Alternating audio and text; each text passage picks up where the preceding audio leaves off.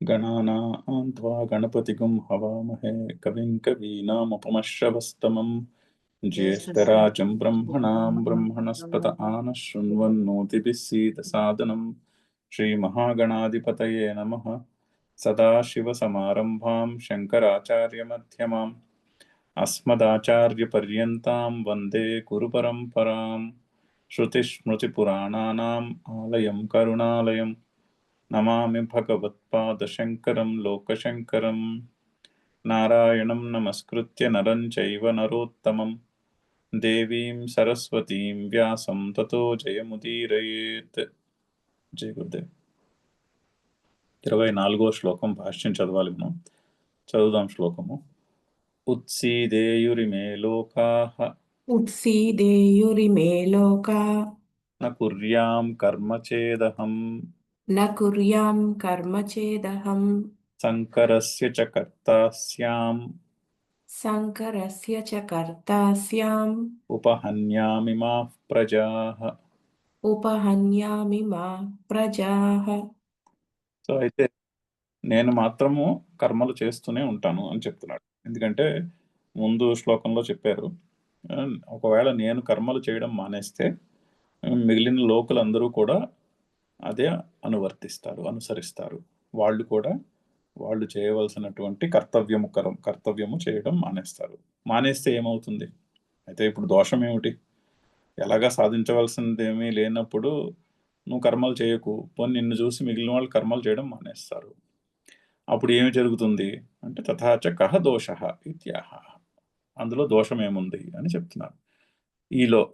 ఇమేలో నా కుర్యాం కర్మ చేదహం, అహం నా కర్మ కుర్యాం చేత్, నేను కానీ కర్మలు చేయడం మానేస్తే ఏమవుతుంది? ఇమే లోకాహ, ఈ జనులు ఉత్సీదేయు నశించిపోతారు, నాశనము చెందుతారు. ఎందుకంటే వాళ్ళు చేయవలసిన కర్మలు చేయడం మానేసి నాశనమును పొందుతారు. ఇప్పుడు పరమాత్మకి దేహాభిమానం ఉండదు. ఇప్పుడు జ్ఞాని ఉన్నాడు అనుకోండి, జ్ఞానికి దేహాభిమానం ఉండదు, నేను కర్తను అనే అభిమానం ఉండదు. సో ఆయన కర్మలు చేయడం మానేసాడు అనుకోండి, ఆయనకేం నష్టం ఉండదు. ఎందుకంటే వాళ్ళు భిక్షాచర్యం మీద బతికేస్తారు. ఆ టైంకి ఏదో ఒకటి దేహయాత్రకు కావలసినటువంటి సదుపాయాలు ఏదో విధంగా లభిస్తాయి, దాంతో దేహయాత్ర నడిచిపోతుంది. సో వాళ్ళకి నేను కర్తను, నేను ఫలానాది చెయ్యాలి, ఫలానాది సంపాదించాలి అనేటటువంటి ఆ రాగము లేదు. సో వాళ్ళకేం నష్టం లేదు. కాకపోతే వాళ్ళు చేసినట్టు మనం చేస్తే ఏమవుతుందంటే ఈ ఆత్మజ్ఞానం లేని వారికి నేను కర్తను కాదు అన్న జ్ఞానం లేదు. సో వారికి దేహయాత్ర నడవడానికి వాళ్ళు చేసుకోవాల్సినటువంటి, వాళ్ళు భిక్షాచర్యం మీద జీవించట్లేదు కదా. సో వాళ్ళు సింపుల్ దేహయాత్ర నడుపుకుందుకైనా వాళ్ళు పనులు చేయాలి. ఆ పనులు చేయడం మానేశారు అనుకోండి, వాళ్ళు దుఃఖాన్ని అనుభవిస్తారు. సో ఆ విధంగా ఉత్సీదేయు ఈమె. సో అందుకనే నేను కర్మలు చేస్తూనే ఉంటాను. పైగా నేను కర్మలు చేయడం మానేస్తే శంకరస్య చ కర్తాస్యాం, నేను సంకరమును చేసిన వాడిని కూడా అవుతాను. అంటే కన్ఫ్యూజన్ని క్రియేట్ చేసిన వాడిని అవుతాను. ఆ విధంగా ఇమా ప్రజా ఉపహన్యాం, ఈ ప్రజలను నాశనము చేసిన వాడిని కూడా, దానికి కూడా నేనే కారణం అవుతాను. ఆ కారణం వల్ల కూడా నేను కర్మలు చేయుట మానుటలేదు. సో నన్ను చూసి నువ్వు ఆ విషయాన్ని గుర్తించి నువ్వు కూడా అలా చెయ్యి అని చెప్తున్నాడు. భాష్యం చదువుదాము. ఉత్సీదేయు వినశ్యేయు. ఉత్సీదేయు వినశ్యేయు.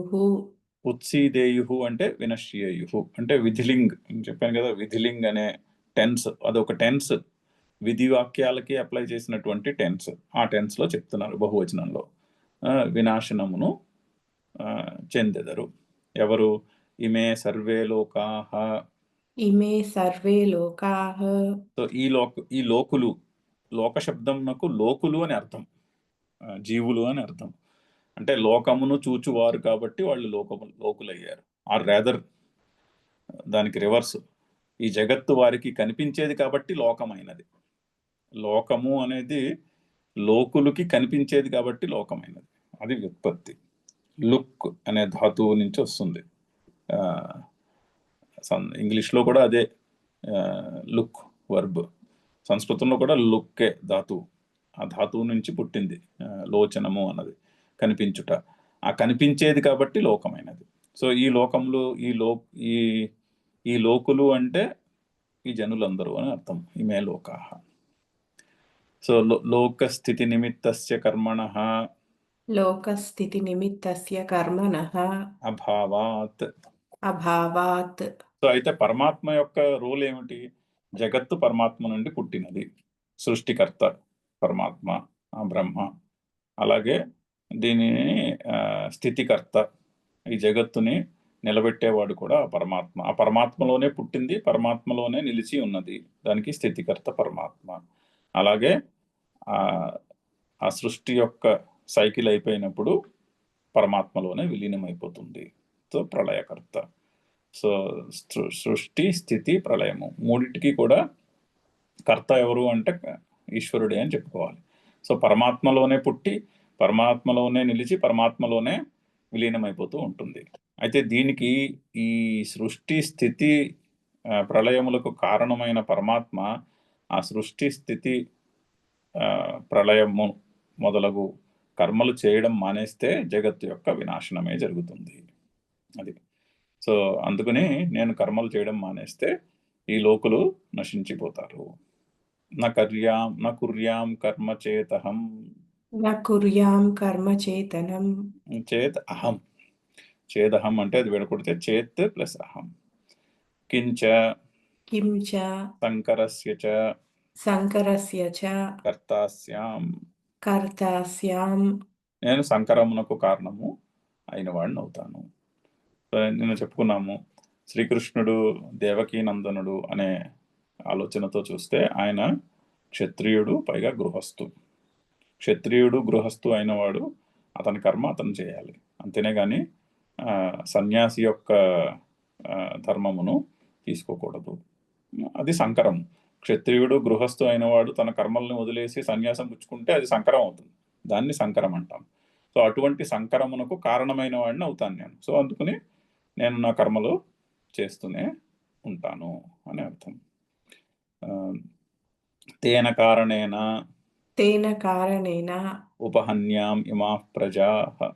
ఉపహన్యాం ఇమాం ప్రజాః. సో ఈ ప్రజలు నశించుటకు నేను కారణం ఎలా అవుతాను? నేను సంకరమునకు కారణమయ్యి తద్వారా ఈ ప్రజలు నశించుటకు కారణం అవుతాను. అదే ఎక్స్ప్లెయిన్ చేస్తున్నారు. ప్రజానాం అనుగ్రహాయ ప్రవృత్తః. అంటే పరమాత్మ యొక్క రోల్ ఏమిటి? ప్రజలను అనుగ్రహించుటకు కర్మలు చేస్తూ ఉంటాడు.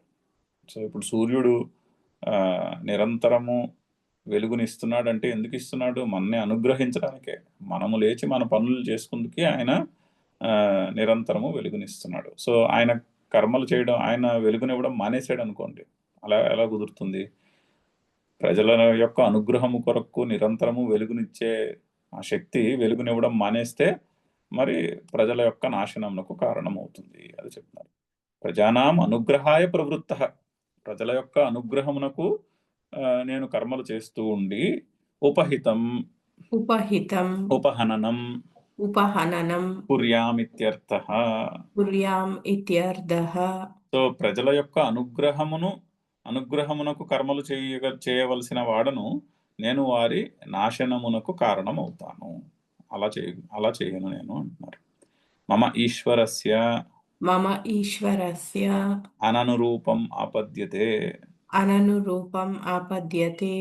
మరి ఈశ్వరుని యొక్క దాన్ని ఏమంటారు, ఆ శక్తి పోయినట్టు లెక్క. మమ ఈశ్వరస్య అననురూపం ఆపద్యతే.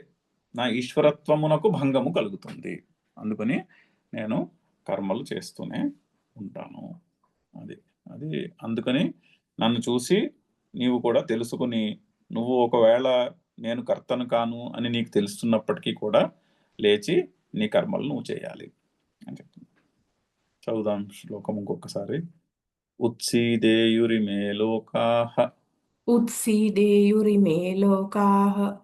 న కుర్యాం కర్మ చేదహం न कुर्यां कर्म चेदहम् शङ्करस्य च कर्ता स्याम् शङ्करस्य च कर्ता स्याम् उपहन्यामिमाः प्रजाः उपहन्यामि मा प्रजाः सक्ताः कर्मण्यविद्वांसः सक्ताः कर्मण्यविद्वांसः यथा कुर्वन्ति भारत यथा कुर्वन्ति भारत कुर्याद्विद्वांस्तथा सक्तः कुर्याद्विद्वांस्तथा सक्तः चिकीर्षुर्लोकसङ्ग्रहम् चिकीर्षुर्लोकसङ्ग्रहम् అవతారికి చదువుదాము. యది పునః यदि पुनः అహమివ త్వం अहमिव त्वं కృతార్థబుద్ధిః कृतार्थबुद्धिः ఆత్మవిత్ आत्मवित् అన్యో వా अन्यो वा తస్యాపి ఆత్మనః तस्यापि आत्मनः కర్తవ్యభావే అపి कर्तव्याभावे अपि పరానుగ్రహः ఏవ परानुग्रहः एव కర్తవ్యः ఇతి. कर्तव्यः इति. సో యది పునః అహమివ త్వం కృతార్థ బుద్ధి ఆత్మవిత్, ఒకవేళ నువ్వు కూడా నాలాగే కృతార్థ బుద్ధి కలిగిన వాడివై ఉంటే, సో నేను కర్తను కాను అన్న బుద్ధి నిశ్చయము ఉంటే అదే కృతార్థత. అంటే చేయవలసింది ఏం లేదు. కర్త అనుకుంటే చేయవలసింది ఉంటుంది, కర్త కాని వానికి చేయవలసిన కర్మ అంటూ ఏమీ ఉండదు. సో దానికి కృతార్థ బుద్ధి అని పేరు. కృతకృత్యత అని కూడా అంటారు దాన్ని. సో నాలాగే నువ్వు కూడా కృతార్థ బుద్ధి కలిగిన వాడివై ఆత్మవిత్తై, ఎవరికి ఉంటుంది అది? ఆత్మవిత్తుకు ఉంటుంది. తన స్వరూపం ఏమిటో క్లియర్గా తెలిసిన వానికి ఉంటుంది, నేను కర్తను కాను అన్నటువంటి బుద్ధి నిశ్చయం. అతడు కృతార్థ బుద్ధి కలిగిన వాడు. నువ్వైనా సరే, అన్యోవా వేరొకరైనా సరే, నువ్వు కాకపోతే వేరొకళ్ళు ఎవరో ఈ కృతార్థ బుద్ధి కలిగిన వారు ఉంటే వాళ్ళకి కూడా తస్యాపి వాళ్ళకి కూడా ఆత్మనః కర్తవ్య అభావే అపి, ఆత్మకు కర్తృత్వము లేదు అని తెలిసినప్పటికీ కూడా పరానుగ్రహ ఏవ కర్తవ్య, ఇతరుల అనుగ్రహము గురించి, లోక సంగ్రహము గురించి కర్తవ్యము చేస్తూ ఉండాలి. కర్తవ్యము లేకపోయినప్పటికీ కూడా కర్తవ్యం ఉన్నట్టు పనులు చేస్తూ ఉండాలి అని చెప్తున్నారు. అదే చెప్తున్నారు అని ఈ శ్లోకం చెప్తున్నారు. ఏమిటది? సక్తాః కర్మణి అవిద్వాంసః యథా కుర్వంతి భారత కుర్యాత్ విద్వాంసః తథా అసక్తః చికీర్షుః లోక సంగ్రహం. అంటే బోల్డ్ సందులు ఉన్నాయి, కొంచెం జాగ్రత్తగా విడగొట్టుకోవాలి పదాలని. సక్తాః కర్మణి అవిద్వాంసః, కర్మణి ప్లస్ అవిద్వాంసః, కర్మణ్య అవిద్వాంసః అయి అది విసర్గ ఓకారం కింద మారింది. సో 2 సందులు ఉన్నాయి. కర్మణి అవిద్వాంసః యథా కుర్వంతి భారత. కుర్యాత్, అక్కడ స్పెల్లింగ్ మిస్టేక్ కూడా ఉంది, ప్రింట్ మిస్టేక్. కుర్యాత్ విద్వాంసః తథా, కుర్యాత్ విద్వాన్ తథా, విద్వాన్ తథా విద్వాంస్ తథా అవుతుంది. సో కుర్యాత్ విద్వాన్ తథా అసక్తః, అక్కడ అవగ్రహం ఉన్నది, ఆ ఉందని గుర్తు చేయుటకు అది అవగ్రహం. అక్కడ అంటే సంధి విడగొడితే అక్కడ ఆ వస్తుంది అని గుర్తు పెట్టుకుంది కానీ ఆ సింబల్ పెడతారు. సో కుర్యాత్ విద్వాన్ తథా అసక్తః, సంధి విడగొడితే అసక్తః ముందు ఒక ఆ ఉన్నది. తథా అసక్తః చికీర్షుః లోక సంగ్రహం. అదంతా ఒక పెద్ద పదం కింద కనిపిస్తోంది కానీ అది అందులో 4 సందులు ఉన్నాయి. కుర్యాత్ విద్వాన్ తథా అసక్తః చికీర్షుః లోక సంగ్రహం. 5-6 పదాలు ఉన్నాయి, అవన్నీ కలిపేసి ఒక సమస్త పదం కింద సంధి చేసి పెట్టారు. సో అవన్నీ 5 పదాలు అక్కడ. సో అయితే ఏం చెప్తున్నారు? అవిద్వాంసః కర్మణి అవిద్వాంసః సక్తాః యథా కుర్వంతి భారత ఓ అర్జున,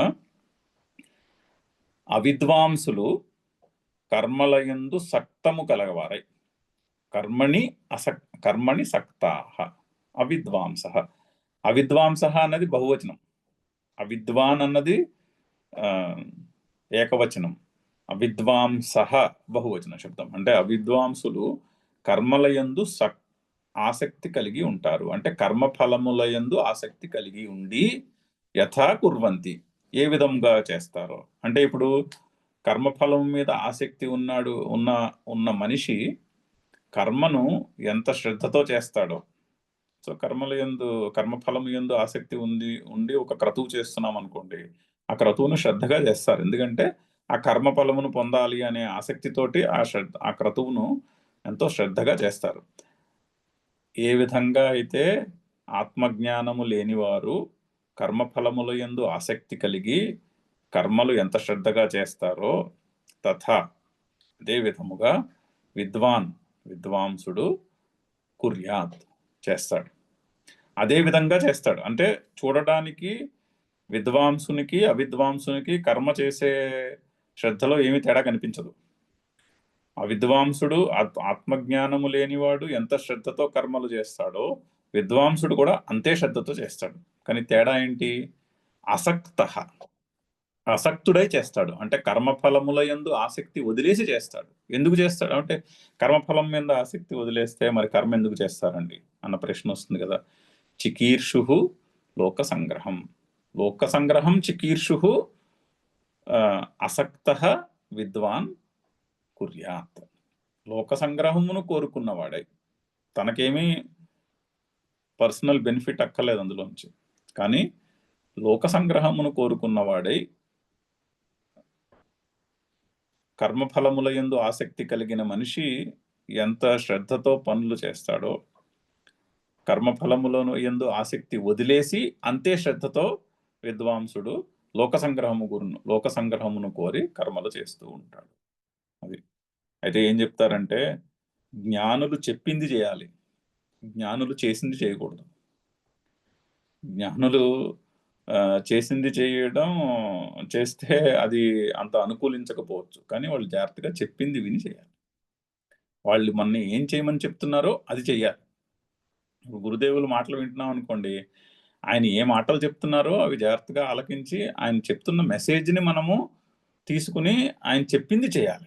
ఈ పని చేయంటే ఆ పని చేయాలి. అంతేనే కానీ ఆయన చేస్తున్నవన్నీ మనం చేయలేము. ఆయన చేస్తున్నవన్నీ ఆయన శక్తి వేరు, ఆయన చేస్తున్నవన్నీ మనం చేయలేము. కానీ ఆయన చెప్పిన మాటలు మాత్రం జాగ్రత్తగా గుర్తుపెట్టుకుని అవి జాగ్రత్తగా ఆలకించి అర్థం చేసుకుని చెప్పినవి చేయాలంటారు. అదొక పెద్ద తైత్రీయంలో కూడా ఉంటుంది వాక్యం. ఇటు అంటే జ్ఞాని చెప్పిన మాటలు విని అతను చెప్పిన పనులు చేయాలి, కానీ అతను చేసినవన్నీ మనం చేయడానికి ప్రయత్నించకూడదు అని తైత్రీయంలో మంచి మంత్రం కూడా ఉన్నది. సో జ్ఞానులను చూసి అంటే వాళ్ళు చెప్పినది విని తెలుసుకుని చేయాలి. వాళ్ళు చేసినవన్నీ మనము చేయలేము. సో ఆ విధంగా ఉంటుంది. ఎందుకంటే జ్ఞాని ఫలము మీద ఆసక్తి కలిగి ఉన్నవాడా అన్నట్టు చేస్తాడు, కానీ ఫలము మీద ఆసక్తి లేదు జ్ఞానికి. లోక సంగ్రహము గురించి చేస్తాడు. చాలా కనిపించడానికి ఒకలాగే కనిపిస్తారు ఇద్దరు, కానీ దృష్టికోణంలో బోల్డ్ అంత తేడా, పర్స్పెక్టివ్లో బోల్డ్ అంత తేడా ఉంది. ఒకడు ఆ కర్మను చేసి అది లౌకికమైన కర్మ కావచ్చు, వైదికమైన కర్మ కావచ్చు, అలౌకికమైనటువంటి కర్మ కావచ్చు. ఆ కర్మను చేసి తను ఈ లోకంలో ఏదో భోగమును అనుభవించాలనో, లేకపోతే పరలోకానికి వెళ్ళి అక్కడ భోగాలను అనుభవించాలనో కర్మ ఫలముల యందు ఆసక్తి కలిగిన వాడు కర్మలు చేస్తే అంతే శ్రద్ధతోటి జ్ఞాని కూడా కర్మలు చేస్తారు. ఎందుకు? ఫలములను పొందడానికి కాదు, లోక సంగ్రహం గురించి చేస్తారు. చాలా మంచి కాన్సెప్ట్, అంటే చాలా చక్కని విధంగా ఎక్స్ప్లెయిన్ చేసినటువంటి కాన్సెప్ట్. చదువుదాం భాష్యము. సక్తాః కర్మణి అస్య కర్మణః ఫలం మమ భవిష్యతి ఇతి కేచిత్ అవిద్వాంసః. సో సక్తాః అంటే దేని యందు? కర్మల యందు. కర్మణి సక్తాః అంటున్నారు. కర్మల యందు ఆసక్తి కలిగిన వాడు అంటే ఏంటి? అస్య కర్మణః ఫలం మమ భవిష్యతి ఇది కేచిత్ అవిద్వాంసః. ఈ కర్మ యొక్క ఫలము నాకు పొందవలెను అనే అనే దృష్టికోణము కలిగినటువంటి ఆత్మజ్ఞానము లేని మనుషులు యథా కుర్వంతి, ఏ విధముగా కర్మలు చేస్తారో అంటే ఎంత శ్రద్ధగా కర్మలు చేస్తారో భారత ఓ అర్జున, కుర్యాత్ విద్వాన్ ఆత్మవిత్ కుర్యాత్ విద్వాన్ ఆత్మవిత్ తథా, తథా అదే విధముగా ఆత్మవిత్ కర్మలను చేస్తాడు. అదే విధముగా జ్ఞాని, విద్వాన్ అంటే ఆత్మవిత్, కర్మలను చేస్తాడు. చూడండి, విద్వాన్ అన్న పదము సంస్కృతంలో ఆత్మవిత్తుకు వాడేటటువంటి పదము. మనము లౌకికంగా చాలా డిఫరెంట్ మీనింగ్ లో వాడతారు విద్వాన్ అన్న పదము. విద్వాన్ అంటే సంస్కృతంలో ఆత్మవిత్, ఆత్మజ్ఞానము తెలిసిన వాడని అర్థం. తథా అసక్తః, తథా అసక్తః సన్, సన్, అదే విధంగా చేస్తాడు కానీ అసక్తుడై చేస్తాడు, అంటే కర్మఫలముల యందు ఆసక్తి లేకుండా చేస్తాడు. తద్వత్ కిమర్థం కరోతి తద్వత్ కిమర్థం కరోతి తచ్ఛృణు, తచ్ఛృణు. అయితే ఆ విధంగా ఎందుకు చేస్తాడు జ్ఞాని, అది తెలుసుకో అంటున్నాడు, అది విను అని ఆ లాస్ట్ పంక్తికి ఎక్స్ప్లెనేషన్. అక్కడ ఆన్సర్ ఉంది ఆ క్వశ్చన్కి.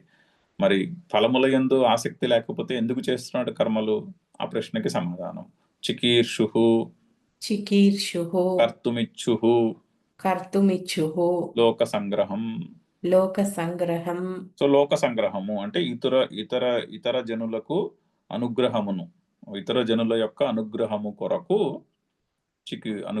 చికీర్షుః కర్తుమిచ్ఛుః, అనుగ్రహమును చేయగోరువాడై చేస్తాడు. లోక సంగ్రహం అనే ఒక ఇంపాక్ట్, ప్రయోజనాన్ని దృష్టిలో పెట్టుకుని చేస్తాడు. మనం మొదట్లో కూడా చెప్పుకున్నాము, శంకర్లు భగవద్గీత ఇంట్రడక్షన్ లో సంబంధ భాష్యంలోనే చెప్పారు, ప్రయోజనము ఫలము రెండిటికి తేడా. ఫలం అంటే వ్యక్తిగతమైనటువంటి పర్సనల్ బెనిఫిట్, ప్రయోజనము అంటే మనము చేసే పనుల యొక్క లార్జర్ ఇంపాక్ట్, అది దృష్టిలో పెట్టుకుని చేస్తాడు. సో లోక సంగ్రహాన్ని, ప్రయోజనాన్ని దృష్టిలో పెట్టుకుని చేస్తాడు జ్ఞాని కర్మలు. చదువుదాం శ్లోకము. సక్తాః కర్మణ్య విద్వాంసః సక్తాః కర్మణ్య విద్వాంసః యథా కుర్వంతి భారత యథా కుర్వంతి భారత కుర్యాద్ విద్వాంస్తథా సక్తః కుర్యాద్విద్వాంస్తథా సక్తః చికీర్షుర్లోక సంగ్రహం చికీర్షుర్లోక సంగ్రహం. న బుద్ధిభేదం జనయేదజ్ఞానాం, కాదు, న బుద్ధిభేదం జనయేత్ న బుద్ధిభేదం జనయేద్ అజ్ఞానాం కర్మసంగినాం అజ్ఞానాం కర్మసంగినాం జోషయేత్ సర్వకర్మాణి జోషయేత్ సర్వకర్మాణి విద్వాన్ యుక్తః సమాచరన్. విద్వాన్ యుక్తః సమాచరన్. అవతారిక. ఏవం లోక సంగ్రహం చికీర్షోః ఏవం లోక సంగ్రహం చికీర్షోః న మమ ఆత్మవిత్ కర్తవ్యమస్తి. న మమ ఆత్మవిత్ కర్తవ్యమస్తి. అయితే ఈ విధముగా లోక సంగ్రహమును కోరుకున్న నాకు, ఆత్మవిత్తునైన నాకు నా కర్తవ్యం అస్తి. ఆ నా అనేది అస్థి పక్కన పెట్టుకోవాలి. ఏవం లోక సంగ్రహం చికీర్షోః మమ ఆత్మవిదః, ఈ విధముగా లోక సంగ్రహమును కోరుకున్న ఆత్మజ్ఞానము తెలిసిన వాడినైన నాకు కర్తవ్యం నాస్తి, కర్తవ్యమేమీ లేదు. అన్యస్యవా, అన్యస్యవా, ఇతరులకు కూడా అంతే. వేరొకడు ఎవడైనా లోక సంగ్రహం కొరకే పనిచేస్తున్న వాడి ఆత్మవిత్తుకు కూడా కర్తవ్యమేమీ లేదు.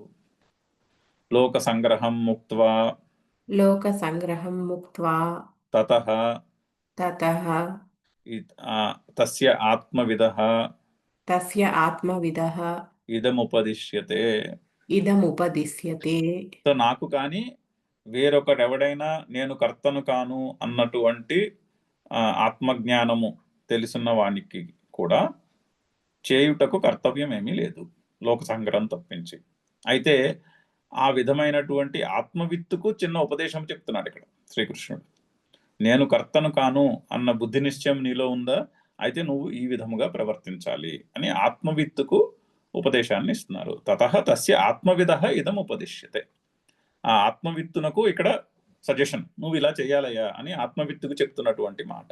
ఏం చేయాలి? బుద్ధిభేదం న జనయేత్. ఎవరికి?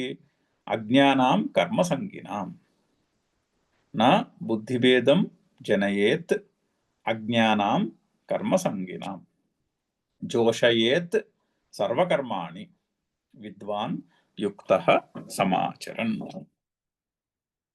అయితే అజ్ఞానాం కర్మ సంగినాం, అజ్ఞానం అంటే ఆత్మజ్ఞానము లేని వారికి, కర్మ సంగినాం వారికి కర్మఫలము యందు ఆసక్తి ఉంటుంది. కర్మఫలమునందు ఆసక్తి కలిగిన వారికి బుద్ధిభేదం న జనయేత్, వారిలో బుద్ధిభేదాన్ని కలిగించకూడదు. ఇప్పుడు ఒకడు నేను ఈ కర్మ చేసి ఈ కర్మఫలాన్ని పొందుతాను అని కర్మ చేస్తున్నారు అనుకోండి, చాలా ఏం చేస్తామని వారిలో బుద్ధిభేదాన్ని కలిగించకూడదు. నీ స్వరూపంలో నువ్వు కర్తవి కాదు అని ఒక కర్మయందు ఉత్సాహము కలిగి చేస్తున్న వానికి చెప్పకూడదు. అది శాస్త్రం చదువుకోవడానికి వస్తే అక్కడ చెప్తారన్నమాట. శాస్త్రం చదువుకోవడానికి వచ్చినప్పుడు భగవద్గీత, ఉపనిషత్తులు, వేదాంతము చదువుకుందుకు వచ్చినప్పుడు అక్కడ చెప్తారు ఈ మాట, నువ్వు కర్తవు కాదు అని. అంతేనే కానీ కర్మ చేయడానికి, ఇప్పుడు సత్యనారాయణ వ్రతం చేయడానికి కూర్చున్న వాళ్ళకి చెప్పరు మీరు కర్తలు కారని. సో ఆ కర్మయందు ఆసక్తి కలిగిన వారికి వారిలో బుద్ధిభేదాన్ని కలిగించకూడదు. ఎవరు? జ్ఞాని. అందుకనే మనం చూస్తూ ఉంటాం మహాత్ములు కర్మలు చేస్తుంటే కర్మ చేస్తున్న వాళ్ళని కర్మ చేయొద్దని చెప్పరు. వాళ్ళ దగ్గరికి వెళ్ళి నాకు మోక్షము కావాలి, మోక్షానికి నేను ఏం చేయాలంటే అప్పుడు ఈ శాస్త్రం యొక్క మాటలు చెప్తారు. అడిగితే చెప్తారు, లేకపోతే చెప్పరు. సో కర్మయందు ఆసక్తి కలిగిన వారిలో బుద్ధిభేదమును కలిగించకూడదు. అయితే ఏం చేయాలి? సర్వకర్మాణి జోషయేత్, అన్ని కర్మలను చేయించాలి వాళ్ళ చేత. విద్వాన్ సర్వకర్మాణి జోషయేత్, విద్వాంసుడు నేను కర్తను అనుకునే వారి అందరి చేత కూడా కర్మలు చేయించాలి. యుక్త సమాచరన్, ఆ విద్వాంసుడు వాళ్ళందరి చేత కూడా చక్కగా కర్మలు చేయిస్తూ అటువంటి ఒక వివేకముతో జీవిస్తూ ఉంటాడు, కర్మలు చేస్తూ ఉంటాడు, చేయిస్తూ ఉంటాడు. కానీ అతనైతే లోక సంగ్రహం గురించి చేస్తాడు, మిగిలిన వాళ్ళందరూ తమ తమ కోరికలను తీర్చుకుందుకు చేస్తారు. సో చేస్తున్న వాళ్ళని ఆపేసేయద్దు అంటున్నాడు. అంటే ఎందుకు అలా చెప్తున్నాడంటే, ఇది నాకు అర్థమైనటువంటి మాట. ఎందుకు అలా చెప్తున్నారంటే కొంతకాలము ఆ కర్మలు చేస్తేనే గాని, అంటే కోరిక వలన అజ్ఞానము వలన కోరిక వలన ఒక కర్మ, ఆ కర్మ యొక్క ఫలము అనుభవించుట, మంచిదైతే మంచి ఫలము, చెడుదైతే చెడు ఫలమును అనుభవించుట, ఆ ఫలమును అనుభవించినటువంటి సంస్కారము నుండి మళ్ళీ కోరిక కలుగుట. మంచి కర్మ చేసి మంచి ఫలాన్ని పొందామనుకోండి, ఇప్పుడు మంచి ఎలా ఉంటుందంటే, ఒక బిజీ పీరియడ్లో తిరుపతి వెళ్ళామనుకోండి, కానీ మన అదృష్టం బాగుండి అప్పుడు దర్శనం బాగా జరిగిపోయింది అనుకోండి, న్యాచురల్గా ఏమొస్తుంది, ఆహా నాకు ఆ వెంకటేశ్వర స్వామి యొక్క అనుగ్రహం ఉన్నది, సో నేను అంత బిజీ పీరియడ్లో కూడా నాకు చక్కని దర్శనం దొరికింది అని మళ్ళీ నెక్స్ట్ టైం కూడా బిజీ పీరియడ్లో మళ్ళీ వెళ్ళాలని కోరికపడుతుంది. లాస్ట్ ఇయర్ వెళ్ళాం ఇదే పీరియడ్లో, అప్పుడు ఏదో విధంగా ఏర్పాటు జరిగిపోయింది, ఈ ఏడాది కూడా వెళ్దాం. ఇది మనందరం చేసిన వాళ్ళమే. కొన్నాళ్ళు అలా చేస్తేనే కానీ అంటే అందులో దోషం ఏదో ఉందని కాదు, కాకపోతే ఆ సైకిల్లోంచి బయటపడం, ఆ సైకిల్లోనే ఉంటాం. ఏంటి, ఒక కోరిక, ఒక అజ్ఞానము, నేను కర్తననే భావము, దాని నుండి కోరిక వలన ఒక కర్మ, ఆ కర్మ వలన కర్మఫలము, ఆ కర్మఫలము యొక్క సంస్కారము మళ్ళీ కోరికలను పుట్టిస్తుంది. మంచి సంస్కారం అయితే మళ్ళీ అదే ఫలము కావాలని కోరిక పుట్టిస్తుంది. దుఃఖకరమైన సంస్కారం అయితే ఆ ఫలము వద్దనే కోరికను పుట్టిస్తుంది. ఏ విధంగా అయినా కోరిక పుట్టిస్తుంది. మళ్ళీ ఆ కోరిక వలన మళ్ళీ కర్మ పుడుతుంది, కర్మ వలన మళ్ళీ కర్మఫలం పుడుతుంది, కర్మఫలం వల్ల ఆ సంస్కారం మళ్ళీ బలపడుతుంది, దానివల్ల మళ్ళీ కోరిక పుడుతుంది. ఈ సైకిల్లో ఫైనల్గా ఎప్పుడు కూడా సంపూర్ణమైనటువంటి ఉత్సాహము, సంపూర్ణమైనటువంటి ఆనందము అనేవి దొరకవు అని అర్థం కావాలి. అందుకని కర్మల్ని మానేయకూడదు అంటారు. కర్మలు చేస్తూ ఉండాలి. కర్మలు చేస్తూ ఉండి ఆ కర్మల యొక్క ఫలము ఎప్పుడు పూర్తి సుఖాన్ని ఇవ్వదు, ఎప్పుడు మిశ్రమమే, సుఖము దుఃఖము యొక్క మిశ్రమమే ఉంటుంది ఎప్పుడు కూడా. ఆ మిశ్రమము నుంచి నేను బయటపడాలి అన్నటువంటి ప్రశ్న, బయటపడాలంటే ఏమి చేయాలి అనే ప్రశ్న మనసులో పుట్టాలి. అప్పుడు ఈ శాస్త్రం చెప్తున్న మాటలు అర్థమవుతాయి. మనసులో ఈ సుఖదుఖముల యొక్క ద్వంద్వముల నుంచి నేను బయటపడాలి అన్న ఒక ఒక గట్టి, దాన్ని ఏమంటారు, నేను ఎలాగైనా సరే ఈ సుఖదుఖముల యొక్క బంధం నుంచి బయటపడాలి అనేటటువంటి ఒక ఆ ఆ ప్రశ్న ఉదయించకుండా ఈ శాస్త్రం చెప్తున్నటువంటి మాటలు అవన్నీ ఒక కాన్సెప్ట్ గానే మిగిలిపోతాయి. అందుకని బుద్ధి భేదమును కలుగు చేయకూడదు జ్ఞాని అని జ్ఞానికి చెప్తున్నటువంటి మాట. అది మంచి సజెషన్ జ్ఞానికి. అజ్ఞానాం కర్మసంగినాం బుద్ధి భేదం నజనయేత్. విద్వాన్ అయితే ఏం చేస్తాడు? విద్వాన్ యుక్త సర్వకర్మాణి జోషయేత్ సమాచరన్. విద్వాంసుడు నేను కర్తను అన్న బుద్ధి నిశ్చయము ఉన్నవారి అందరి చేత అన్ని కర్మలు చేయిస్తూ చక్కగా ఉంటాడు అని శ్లోకం యొక్క అర్థం. చాలా చక్కని శ్లోకము. చదువుదాము భాష్యము. బుద్ధేః భేదః బుద్ధిభేదః బుద్ధేః భేదః బుద్ధిభేదః మయా ఇదం కర్తవ్యం మయా ఇదం కర్తవ్యం భోక్తవ్యం చ అస్య కర్మణః ఫలం భోక్తవ్యం చ అస్య కర్మణః ఫలం ఇది నిశ్చితరూపాయాః బుద్ధేః ఇతి నిశ్చితరూపాయాః బుద్ధేః భేదనం చాలనం భేదనం చాలనం బుద్ధిభేదః. బుద్ధిభేదః. సో బుద్ధిభేదానికి వచ్చినటువంటి ఎక్స్ప్లెనేషన్. బుద్ధిభేదమును కలిగించకూడదు అంటున్నారు కదా. ఏమిటి బుద్ధిభేదం అంటే? బుద్ధేః భేదః బుద్ధిభేదః. బుద్ధి యొక్క చలనము బుద్ధిభేదము. ఎటువంటి బుద్ధి యొక్క చలనము? నేను కర్తను అన్నవాడి మనసులో ఎటువంటి బుద్ధి ఉంటుంది? అతని బుద్ధి ఏ విధంగా నిర్ణయమును చేసుకుని ఉంటుంది?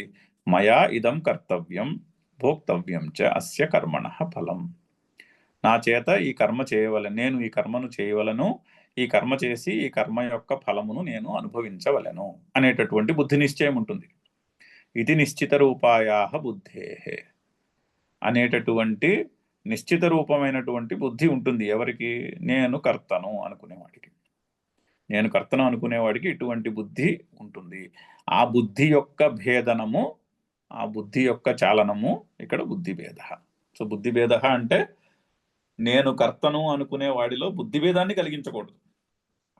ఆ వ్యక్తికి తనంత తానుగా మనసులో ఆ ప్రశ్న ఉదయించాలి. అది సొంత అనుభవం వల్ల కలుగుతుంది, కొంత మేరకు శ్రవణము మననము వల్ల కలుగుతుంది. కలిగి అప్పుడు ప్రశ్న ఉదయిస్తుంది, నేను కర్తనా, నేను నిజంగా కర్తనా అనే ప్రశ్న ఉదయించాలి. నా స్వరూపం ఏమిటి అనే ప్రశ్న ఉదయించాలి. హూ యామ్ ఐ అనే ప్రశ్న మనసులో గట్టిగా ఉదయించాలి. అప్పుడు శాస్త్రం చెప్తారు అంతవరకు వారిలో బుద్ధి భేదనమును కలిగించకూడదు. తం న జనయేత్ తం న జనయేత్ ఉత్పాదయేత్. న ఉత్పాదయేత్. ఆ బుద్ధి భేదమును కలిగించకూడదు. ఎవరిలో? అజ్ఞానాం అజ్ఞానాం అవివేకినాం అవివేకినాం కర్మసంగినాం కర్మసంగినాం కర్మణి ఆసంగహవతాం. కర్మని ఆసంగవతాం. సో ఎవరిలో ఈ బుద్ధి భేదాన్ని కలిగించకూడదు? అజ్ఞానం అవివేకినాం అంటే ఆత్మానాత్మ వివేకము లేని వారిలో. అంటే ఎవరు? కర్మసంగినాం కర్మలయందు ఆసంగవతాం అంటే కర్మలయందు సంగము కలిగిన వారు. సంగము అసంగము, అసంగానికి మళ్ళీ ఆపోజిట్ ఆసంగము, 2 సార్లు ఆపెట్టారు. సో అంటే సంగము అని అర్థం. కర్మలయందు సంగము ఆసక్తి కలిగిన వారు. కిం ను కుర్యాత్ కిం ను కుర్యాత్ జోషయేత్ కారయేత్. జోషయేత్ కారయేత్. మరి ఏం చేయాలి? ఓకే, అయితే కర్మలయందు ఆసక్తి ఉన్న వారిలో బుద్ధి భేదమును కలిగించకూడదు. మరి ఏం చేయాలి అప్పుడు? మరి ఏం చేయాలంటే ఏమి చేయకుండా ఏది చేయాలి. ఏం చేయాలి అంటే జోషయేత్ కారయేత్ అంటే చేయించాలి వాళ్ళ చేత పనులు. ఏమిటి చేయించాలి? సర్వకర్మాణి అన్ని కర్మలు చేయించాలి. వాళ్ళకి ఏ కర్మ చేసుకోవాలనిపిస్తే వాళ్ళ చేత ఆ కర్మలు చేయించాలి. ఏ విధంగా చేయించాలి? విద్వాన్ స్వయం తదేవ అవిదుషాం కర్మ. తదేవ అవిదుషాం కర్మ. విద్వాంసుడు స్వయంగా వారు చేస్తున్నటువంటి కర్మలే చేస్తూ చేయించాలి. అటువంటి కర్మలే ఈయన కూడా చేస్తూ చేయించాలి. అదే విధముగా అదే శ్రద్ధతో చేయించాలి. యుక్తః అభియుక్తః యుక్తః అభియుక్తః సమాచరన్. సమాచరన్. సో వారికి ఎటువంటి శ్రద్ధ ఉంటుందో, కర్మఫలము మీద ఆసక్తి వలన ఆత్మజ్ఞానము లేని వారికి కర్మల యందు ఎంత శ్రద్ధ ఉంటుందో, కర్మఫలము యందు ఆసక్తి లేనటువంటి జ్ఞానం కూడా కర్మల యందు అటువంటి శ్రద్ధనే చూపిస్తూ చెయ్యాలి కర్మ. అది ఏదో నువ్వు చెయ్యి అనకూడదు. వాళ్ళు చేస్తూ ఎంత శ్రద్ధగా వాళ్ళు కూడా అంతే శ్రద్ధగా కర్మలు చేస్తూ చేయించాలి. ఇప్పుడు గురుదేవులు అలాంటి మహాత్ములు కూడా వాళ్ళు కర్మలు చేసినప్పుడు చూస్తాం. అక్కడ ఆయన రుద్రపూజకు కూర్చుంటే ఎంతో శ్రద్ధగా కూర్చుంటారు. ఎంత శ్రద్ధగా కూర్చుంటారంటే నిజంగా ఆయన అంత శ్రద్ధగా ఆ కర్మ చేస్తున్నారా అన్నట్టే కూర్చుంటారు. అంతేనే కానీ నేను కర్తను కాను అని నాకు తెలుసు, సో నేను చేయను, అలా ఎక్కడా దాన్ని ఆ శ్రద్ధలో ఎక్కడా కూడా ఆ లోటు కనిపించదు. ఆయన కర్త కాదు అన్నటువంటి మాట ఆయన చేసే పనుల్లో కనిపించదు. అది చెప్తారు నేను కర్తను కాను అని, కానీ చేసినప్పుడు కర్తృత్వం ఉన్నవాడు ఎంత ఆసక్తితో చేస్తాడో అంత ఆసక్తితోని అంత శ్రద్ధతోని చేస్తారు. అది శ్లోకం యొక్క అర్థము. చదువుతాం ఇంకొకసారి శ్లోకము. న బుద్ధిభేదం జనయేత్. న బుద్ధిభేదం జనయేత్. అజ్ఞానాం కర్మసంగినాం. అజ్ఞానాం కర్మసంగినాం. జోషయేత్ సర్వకర్మాణి. జోషయేత్ సర్వకర్మాణి. విద్వాన్ యుక్తః సమాచరన్. విద్వాన్ యుక్తః సమాచరన్. ప్రకృతేః క్రియమాణాని. ప్రకృతేః క్రియమాణాని. గుణైః కర్మాణి సర్వశః. గుణైః కర్మాణి సర్వశః. అహంకార విమూఢాత్మా. అహంకార విమూఢాత్మా. కర్తాహమితి మన్యతే. కర్తాహమితి మన్యతే. సో అయితే దీని తర్వాత శ్లోకంలో కూడా టాపిక్ మారుతోంది. అయితే విద్వాంసుడు కూడా అవిద్వాంసుడు ఎంత శ్రద్ధగా కర్మలు చేస్తాడో విద్వాంసుడు కూడా అంతే శ్రద్ధతో కర్మలు చేయాలి. ఎందుకంటే వారిలో బుద్ధి భేదమును కలిగించకూడదు అని చెప్పారు.